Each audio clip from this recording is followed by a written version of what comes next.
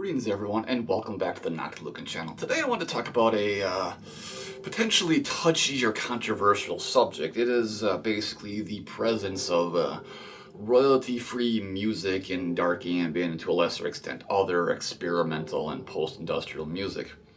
So I suppose it's not a new thing to learn that there's a lot of royalty-free music out there that artists can purchase to use in any variety of genres. I mean, you can even find like drum samples and stuff like that to use in your music. It's pretty unbelievable, really, just the amount of stuff out there that's just readily available. And in most cases, I think you have to pay for it, but in some cases, it's actually free too. And this is something I've never really thought about too deeply until just recently, a few days ago. I got a copyright claim on one of my videos on YouTube. I'm getting a copyright claim on YouTube for having other artists' music playing in the background. No uncommon thing there. It's happened many times to me. It's frustrating. It's just usually because I don't turn the stereo down enough on my stereo when I'm doing these videos. But no, this was different because it was my own music in this video, and then someone's trying to claim that I have their copyright music in my video. So that instantly had me like, what the hell, man? Like, what is going on here? I create all of my original music with my synthesizer, and then it gets recorded onto my computer, and then I do minor edits of it with a very basic program where I just add reverb or slow it up, speed it up, or add echo and all that kind of stuff. So I was like, what's going on here? This is really weird. So then I go to YouTube, I look at the copyright claim, and apparently some of the music from my last album, In a World of Human Wreckage, is apparently copyrighted by this artist. I'm not going to say the artist in question because it doesn't really matter. But I then had to stop and realize, like, oh, wait a minute, this was almost an entirely collaborative album I did with some other people, some friends in the scene and all that kind of stuff. So then YouTube will actually show exactly where the copyrighted material is. I played it and I was like, okay. So I reached out to the artist that I collaborate with here, and I'm not going to say his name, and just so this artist knows this, I'm not mad at him, I'm not disappointed, I'm not pissed off at you, it is what it is, you didn't do anything wrong here. But I wish he had told me that he was using some royalty-free music when I did this collaborative, because if he had told me that, I would have been like, don't do that.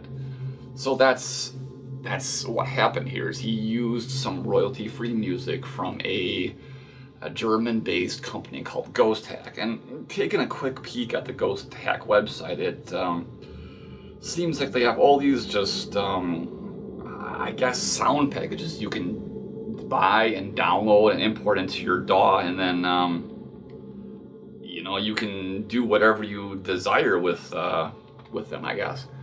And that's probably really cool for someone who doesn't have a synthesizer, or someone who is just, really new to making this kind of music.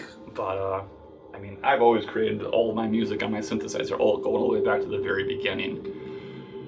And, so yeah, I reached out to the artist, and then he told me it was from this Ghost Hack website and it's royalty-free music. So then that brings up a whole other question then, is how is this other artist out there trying to claim that I have his copyrighted music in my music? Well, obviously I don't, because if in fact this piano melody here is from the Ghost Hack website, and it's something you can purchase with royalty-free, I don't think there's any way any other artist out there could claim it to be their own, or I don't know, unless he is in fact the artist that created it and put it on this website.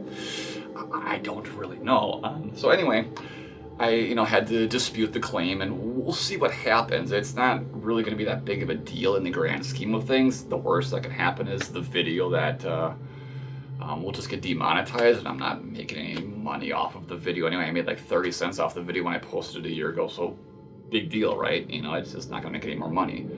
But the problem then is that there's at least two songs out there, my song, and then this other artist has this same exact piano melody in there. And that is pretty damn frustrating. This other artist is not really a dark ambient artist, more of just a general ethereal ambient kind of artist or something. I don't know. I didn't really listen to his music to get a real deep understanding of it, but it sort of bugs me now that there's 2 songs out there that have the exact same piano melody, and so, and it's probably not even going to be a thing where, like, you know, 2 people will even hear these 2 songs and go, what the heck's going on here, or whatever, you know, but it could happen. And, you know, as far as I know, there's only 2 songs. There could be other songs out there that have the same piano melody out there too, and that's kind of not good. It reminds me of a situation. When I was 18 years old, I got a tattoo. I'm going to show it to you right now. I got this tattoo right here, and you can't see it. It was just some flash artwork I pulled off of a wall at a tattoo shop, and I was like, well, that's cool, right? Well, like 2 years later, I was at a party. I was piss-ass drunk, and this guy walks by, and he has the exact same tattoo. And I was like, what? You know, but like, in retrospect, it was like, well, that was going to happen, right? Because this artwork is just readily available. And in this case, these sounds, this music is readily available. And it's just like, this isn't a good situation. Like, I suppose if like artists were buying this stuff and just using it for private use, that would be fine, because then no one else would hear it. But if you're using these and putting your music out there, then a lot of people are going to hear these, you know, these piano melodies or these ambient sounds. Or there was one, and I was looking at the Ghost Tag website. It was like industrial sounds and rap beats and all that kind of stuff. There's going to be a lot of crossover here, and it's going to really, I don't know, it really brings the whole like creative aspect of creating music into question suddenly, because then, you know, you're not really creating your own music, you're just using these sounds. And I mean, truth be told, if years ago when I started doing this music I hadn't had access to a synthesizer, I may have considered this stuff. But then I think, like, when I would have gotten to the point when I had my own synthesizer and my own simple program to work with, I would have, you know, abandoned those earlier sounds or started a new project or something.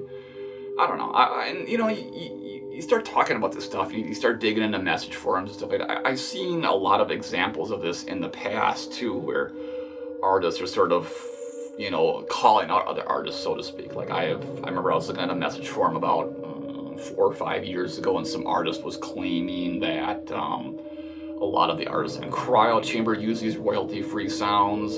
Again, I'm not going to say the artist, but you know, if that's true, you know, okay. I mean, I guess it's pretty cool you can use royalty-free sounds and get signed to the biggest Dark Ambient label in the world right now. But maybe that's what it takes. Maybe you have to use these royalty-free sounds because it sounds more professional, or I don't really know. So ultimately, what this video is, I want to ask other Dark Ambient and experimental music creators out there, what is your opinion of, you know, these free sounds and all that kind of stuff out there? Do you buy these sound packs? Do you use even the free royalty music that is on the internet? Or, you know, do you all just create it all with your own, you know, do you make your own field recordings out in the wild, or do you just use a synthesizer, or what is your process? I'm just really curious, because as I said, you know, my process has always just been a synthesizer being recorded into a simple sound program, then doing minor edits, editing field recordings, adding my voice or other people's voices that lend it to me. And in some rare cases, very rare I guess I would say, I have gone to like the freesound.org website and used like some field recordings from there or other odd sounds. But even so, I have typically always just, edit them a little bit so it's not the exact thing, or I'll shorten the sample or whatever.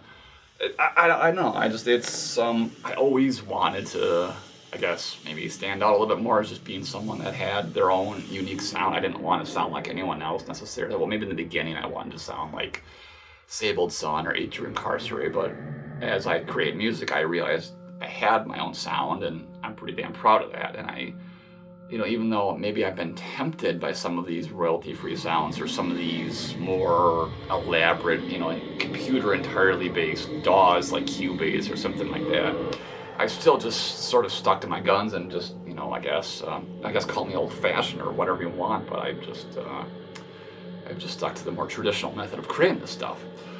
So yeah, let me know what you think. If you're both a listener or a creator, what is your thoughts on this? It's just sort of a random subject that came up, obviously, because of that copyright claim on YouTube, and whatever, it's all going to be fine when it all said and done. But yeah, share your thoughts. I'd like to hear what you got to say. So yeah, thanks for all watching. I'll see you next time.